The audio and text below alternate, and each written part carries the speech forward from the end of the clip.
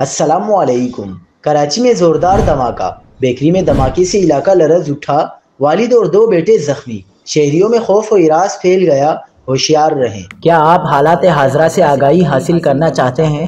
خبر کے پیچھے چھپے اصل حقائق جاننا چاہتے ہیں تو ابھی سبسکرائب کیجئے جلمل پاکستان کو اور ساتھ ہی گھنٹی کے نشان پر کلک کر دیں۔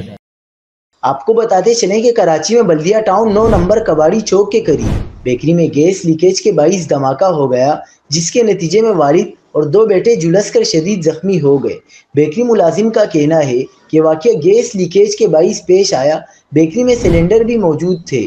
ورکر کا مزید کہنا تھا کہ صبح 6 بجے ایک ملازم نے آگ جلانے کی کوشش کی تو بیکری کے ایک حصے میں اچانک آگ بھڑک اٹھی۔ ریسکیو حکام کے مطابق زخمی ہونے والے افراد کو سول اسپتال کے برنز وارڈ منتقل کیا گیا۔